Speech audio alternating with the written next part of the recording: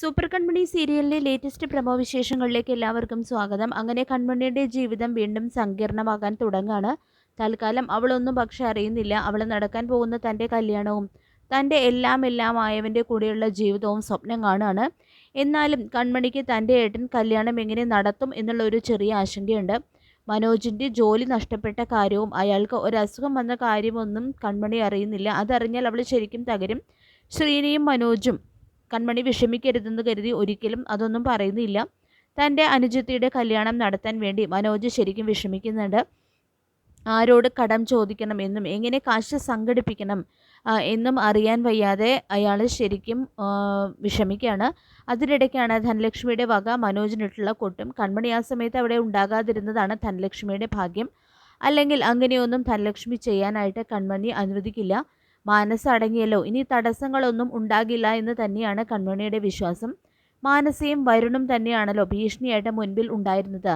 മനോജ് ആകെ പെടാപ്പാട് പെട്ട് ഒരു പെട്രോൾ ബങ്കിൽ പോയി ജോലിയൊക്കെ ചോദിക്കുന്നുണ്ട്.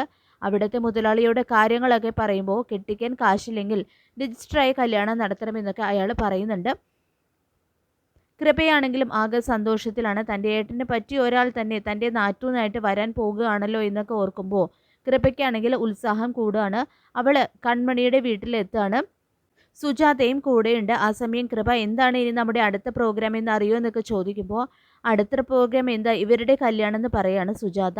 സുജാത രണ്ട് കൈയും നീട്ടി തൻ്റെ മകളെ സ്വീകരിക്കാനുള്ള തയ്യാറെടുപ്പിലാണ്. അവർക്ക് ഓരോ ദിവസം കഴിയും തോറും കൺമണിയോടുള്ള ഇഷ്ടം കൂടി വരുന്നുണ്ട്. കൺമണിയുടെ നല്ല മനസ്സും ആത്മാർത്ഥതയും സ്മാർട്ട്നെസ്സും ഒക്കെ കണ്ടിട്ട് അവരുടെ കണ്ണും മനസ്സും നിറയാണ്. കൺമണി തൻ്റെ കുടുംബത്തിൻ്റെയും തൻ്റെ കമ്പനിയുടെയും നെടുന്തൂൺ തന്നെ ആയിരിക്കുമെന്ന് സുജാതയ്ക്ക് ഉറപ്പുണ്ട്. തൻ്റെ മകൻ കൺമണിയെ കണ്ടുമുട്ടിയത് എത്ര നല്ല കാര്യമായി എന്നും അല്ലെങ്കിൽ ആ തങ്കക്കുടത്തിനെ തങ്ങൾക്കൊരിക്കലും കിട്ടില്ല എന്നും സുജാത ഓർക്കുന്നുണ്ട്. സുജാത അങ്ങനെ പറയുമ്പോൾ നമുക്ക് ഇവരുടെ സേവ് ദ ഡേറ്റ് ഫോട്ടോഷൂട്ട് വേണ്ടെന്നൊക്കെ ചോദിക്കുകയാണ് കേട്ടോ കൃപ. ഇത് കേട്ട് നാണിക്കുന്നുണ്ട് കൺമണി. സാഗറാണെങ്കിൽ ചിരിച്ചുകൊണ്ട് അവരെ നോക്കി തലയാട്ടുന്നു. സുജാത കൺമണിക്ക് ഒരു ഉമ്മയൊക്കെ കൊടുക്കുന്നുണ്ട്. മാനസയാണെങ്കിൽ ജയമോഹനോടും ഹേമയോടും ഞാൻ അനുഭവിക്കുന്നത് നാളെ കൺമണി അനുഭവിക്കും എന്നൊക്കെ പറഞ്ഞ് ഹേമയെ കെട്ടിപ്പിടിച്ച് കരയാണ് കേട്ടോ.